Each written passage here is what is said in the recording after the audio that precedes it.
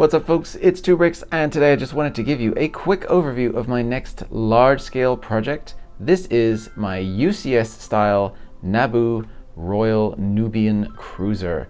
And today I'm just going to give you a quick overview of all of the features and things that I've managed to pack into this model as I continue to work on the instructions. I just wanted you guys to get a look at it because I am so excited about this ship. LEGO's never done it for us, so here I am to do it for you. And before any of you ask, I know the number one comment is going to be, but it needs to be chrome. Can it be chrome? Will there be a chrome version of it? Yes, there will be. I'm partnering with Brick Moon in order to bring you guys a chrome building kit for this, and that's going to be something that is going to be available with true chrome bricks, not like, spray painted. We're talking full chrome bricks. So I'm very, very excited about that. So let's dive in and take a look at all of the things that this ship comes with and all of the things that it can do.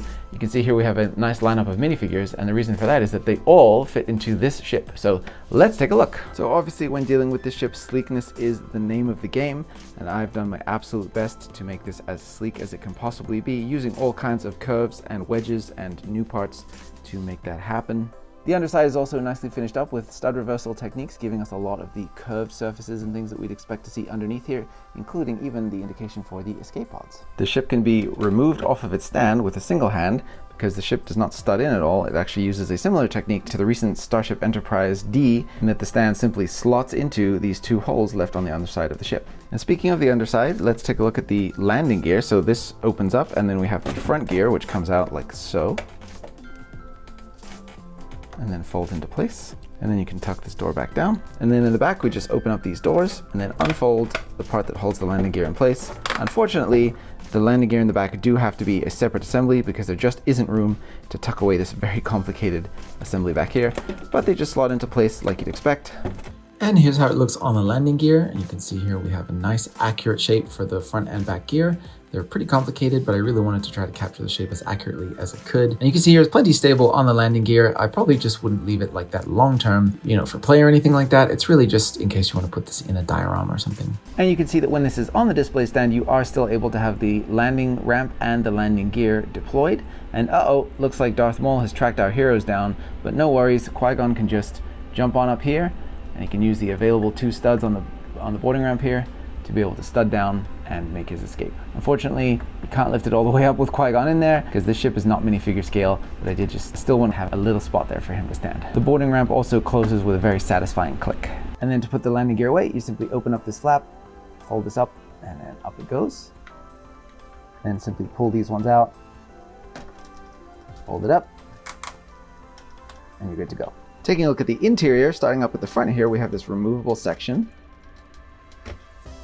which reveals Padme's stateroom, which I took great inspiration from the Incredible Cross Sections book for. We have a nice comfy bed there, a little bit of fancy decoration on the floor, some monitors off to the side for Padme to make her various important calls, and a desk over here.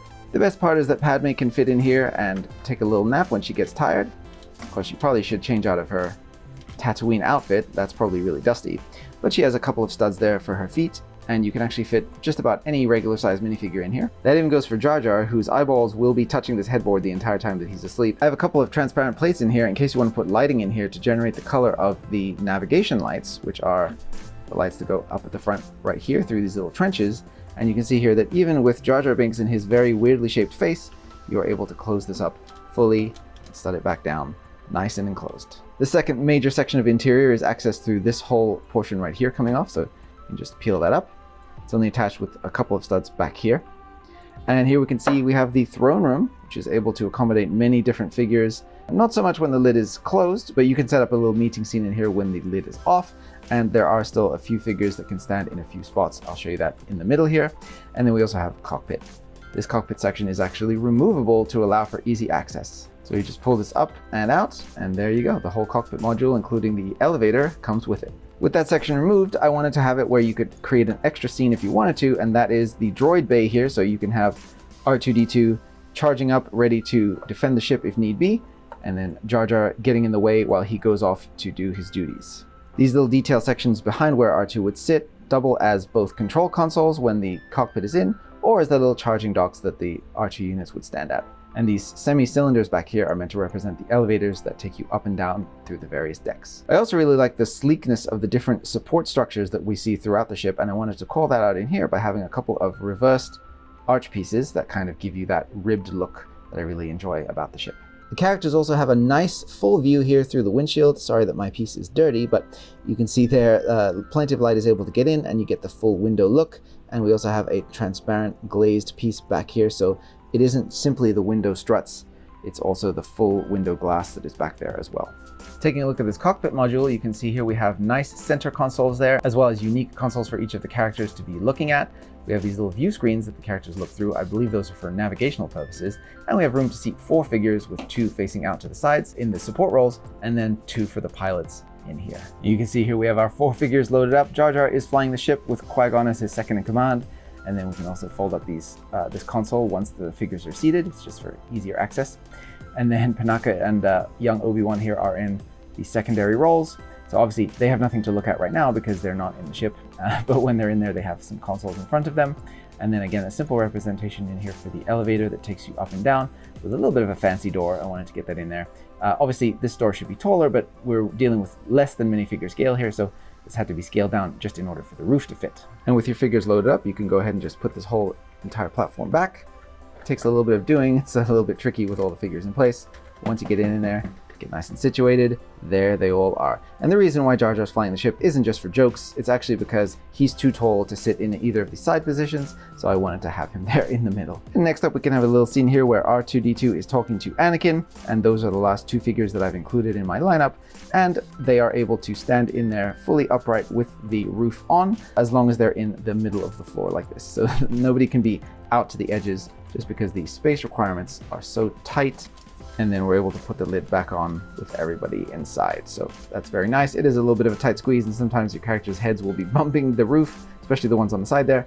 But you can just adjust, get the seat backs to where they need to be. That's why I made those seat backs movable, and then you'll be able to get everybody in place. So there you go. And since LEGO's never provided us with a Queen Amidala in her black head plume outfit before, we're just gonna have to put Padme in the seat here, and everybody can just wonder why the handmaiden is sitting in the Queen's chair. So let's close it back up.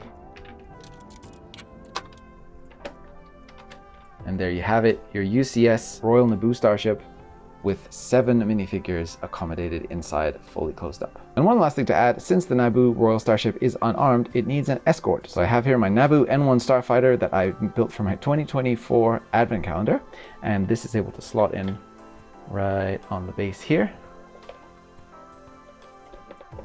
like so, and is able to escort the ship as it flies out into battle. Some small details that I'm really proud of here. I have these tiny little vents, which we see actually if you look up close on the real model, and then the nice engine glow outlet here. I used a dish inverted so that the glow appears to be emanating out this way from the engines, like they really should be in the real thing. Lots and lots of subtle details and curves, like the way that this part of the frame just meets up right here and melts in with the engine. I was really, really proud of that when I figured it out.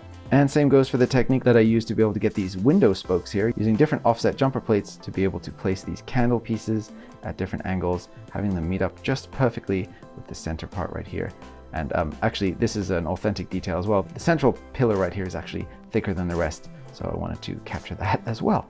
You can see here I'm doing lots of crazy techniques to get the angles to be exactly the way that I want them to be, but all of this is completely legal building. There's nothing in here that's a weird, strained connection that you're gonna have to struggle to be able to do if you're an amateur builder. Anyone can put this kit together. And then the last thing to show you is that this ship is strong. So I can pick this up from the back here, you can see, and it's able to hold itself together. I actually got a nice photo for Instagram doing that. Of course, it's not sensible to do this all the time, and you probably want to, handle it with care.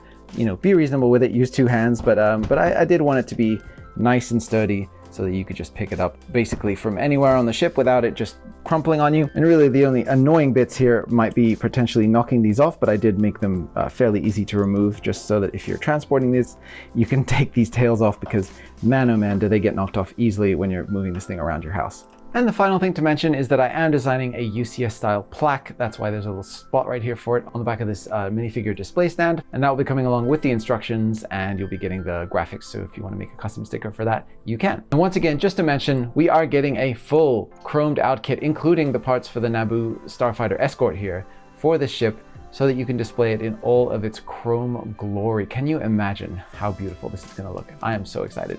So thank you very much to BrickMoon for reaching out to me almost immediately as soon as I posted this to Instagram to offer their services to be able to produce those kits. I'm sure that they're going to be pricey. Chrome bricks are notoriously expensive because they're really a pain in the butt to produce, because Lego is plastic and is not naturally conducive to being chrome, so there's a lot of process that goes into every single piece.